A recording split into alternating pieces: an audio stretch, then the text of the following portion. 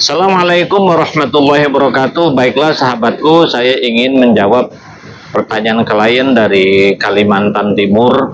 Pak Mariono, saya sudah melakukan lamaran pada minggu kemarin Pak, dan saya sekarang kembali ke tempat saya bekerja.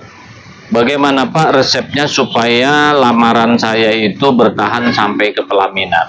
Ingin saya jawab secara umum saja, bukan hanya untuk dirimu, tapi juga untuk yang lain. Karena terlalu banyak orang membangun cinta kasih, niatnya baik untuk menikah, bahkan sudah lamaran, batal sampai ke pelaminan. Supaya cinta kasih kita sampai ke pelaminan, atau lamaran kita sampai ke pelaminan, langkahnya yang pertama, sebelum nembak wanita itu menyatakan cinta ya, atau kita melakukan lamaran, pastikan dulu kita memahami budaya. Ini calon istri saya ini budayanya bagaimana? Cocok gak dengan saya? Gitu ya. Bisa nggak saya ngikuti budayanya? Budaya ini semuanya, mulai bobot, bibit, bebet, kebiasaan lingkungannya. Kalau nanti saya nikah, kira-kira dia minta berapa, mahal apa tidak, panaiknya, kata orang Bugis tuh ya, atau apa saja. Lihat dulu kira-kira ini calon istri saya ini bagaimana maunya, bagaimana kebiasaannya. Jadi cek dulu, itu pertama. Yang kedua, pastikan setelah lamaran sampai ke pernikahan disepakati waktunya jangan terlalu lama. Kalau salah satu pihak mengatakan nanti waktu pernikahan dipikirkan kemudian, itu jangan. Walaupun tanggalnya belum pasti, setidak-tidaknya sudah ada gambaran bulan. Saran saya, dari lamaran sampai ke jenjang pernikahan itu paling lama 4 bulan saja. Syukur-syukur lebih cepat lebih baik. Jadi jarak waktu lamaran ke akad nikah jangan terlalu lama. Kemudian yang ketiga, baik-baiklah dengan keluarganya.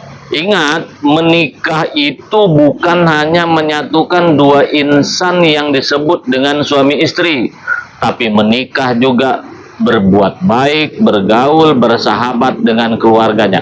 Kalau kita calon suami harus baik dengan calon istri kita, harus baik dengan adik istri kita, harus baik dengan pamannya, harus baik dengan amaknya, harus baik dengan semuanya. Bukan hanya baik dengan calon istri dan bukan hanya baik dengan bapaknya sebagai wali kita, tapi harus baik dengan keluarganya. Karena keluarga ini bisa membatalkan pernikahan kita. Jadi harus baik, jangan sampai tidak baik. Ya, kalau kita misalnya berdekatan, ada keluarganya menikah, kita rewang. Rewang itu bahasa Jawa itu bantu-bantu. Yang keempat, perbaiki komunikasi namun jangan sering bertemu. Begini, komunikasi kita dengan calon istri atau calon suami dengan keluarganya harus baik. Kalau ngomong menggunakan assalamualaikum, terima kasih. Kalau nak minta sesuatu ada kalimat tolongnya. Kalau ada kesalahan sedikit minta maaf saja. Jadi komunikasi diperbaiki. Jangan sering ketemu. Sering ketemu tuh maksudnya termasuk komunikasi itu jangan sering ketemu, jangan terlalu banyak. Video call misalnya atau apapun namanya, jangan sering-sering. Ada dua alasannya. Yang pertama, bisa saja nanti bosannya timbul, malas.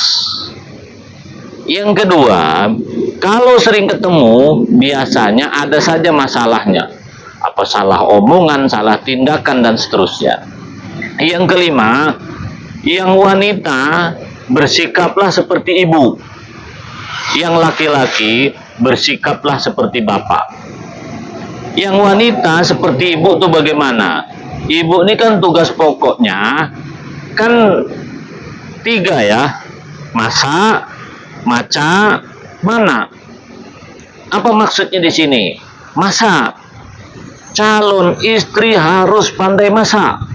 Harus bisa masak, paham urusan dapur, pintar nyapu, pintar ngepel, segala macamnya. Pokoknya urusan dapur. Dan kepandaian kita masak ini, kalau orang tua pihak laki-laki nanti tahu istrinya pandai masak, itu senang.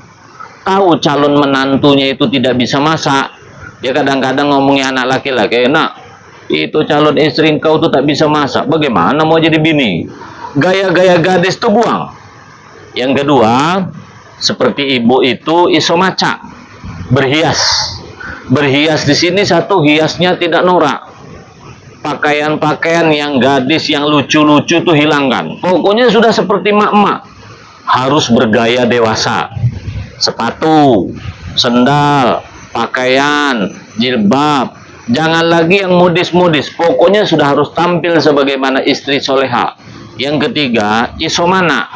Isomana di sini maksudnya ya, bahwa kita senang ngurus anak. Kalau ada anak kecil, kita gendong. Dengan anak kecil kita sayang, apalagi misalnya sayang dengan keluarga suami. Mana tahu ada keluarga calon suami membawa anak, kita gendong, kita cium, kita suami makanannya ya. Pokoknya sayang dengan anak kecil. Nah, itu biasanya suami akan semakin cinta. Nanti keluarga suami itu akan ngomong, "Nah, sudah sangat cocok loh calon istrimu itu jadi istri. Ya Allah, aku senang nak kalau engkau dapatkan itu." Bagi laki-laki sudah harus bergaya seperti bapak. Apa maksudnya bergaya seperti bapak? Pertama, cara bersikap. Sikap kita sudah jangan lagi kayak anak bujang. Waktunya malam ya, jangan banyak di luaran. Sudah di rumah, ada tetangga tahlilan, kita datang. Ada tetangga misalnya rapat RT RW, kalau bisa kita datang. Pokoknya sudah seperti bapak-bapak. Jangan lagi gaya anak bujang, main kartu, ya macam-macam dulu. Pokoknya yang kira-kira kayak gaya anak bujang tuh buang. Cara berpakaian, kalau bapak-bapak hobi pakai peci, kita pun harus pakai peci. Sholat berjamaah, bersama keluarga, tetangga, dan seterusnya. Gaya tuh gaya bapak. Kalau ngomong sudah mulai dijaga, yang tadinya ngomongan urakan, sopan santun, segala macam. Termasuk yang biasa main TikTok, yang biasa main YouTube atau media sosial, main YouTube, TikTok yang tadinya bucin-bucinan, yang tadinya kira-kira hanya main-main, buang. Kalaupun tuh main TikTok silahkan, kalau untuk edukasi, cari uang itu silahkan saja. Yang sifatnya main-main itu sudah dibuang. Apa itu gaya bapak? Tunjukkan rasa tanggung jawab. Pandai cari uang, bertanggung jawab, mencintai keluarga, hormat kepada yang muda. Pokoknya kayak sudah bapak-bapak. Jadi gaya bapak itu kan bapak namanya, pandai nasihati anak. Contoh, ada adik kita bertengkar ya dengan kita deh. Sudah, yang sabar nak, itu kan adikmu juga. Pokoknya harus seperti bapak. Kemudian yang keenam, pastikan setia dengan pasangan.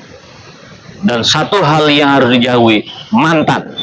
Bagaimana menunjukkan kesetiaan? Peduli kepada pasangannya. Sakit, kita datang. Ya, kalau kesulitan uang, kita bantu dalam batas yang wajar-wajar saja. Itu setia. Apa kesetiaan? Calon istri atau calon suami, jangan disalahkan. Selalu didoakan. Itu kesetiaan. Dan ingat, jauhi kalau laki-laki ya, jauhi wanita lain dalam bentuk apapun, terutama mantan.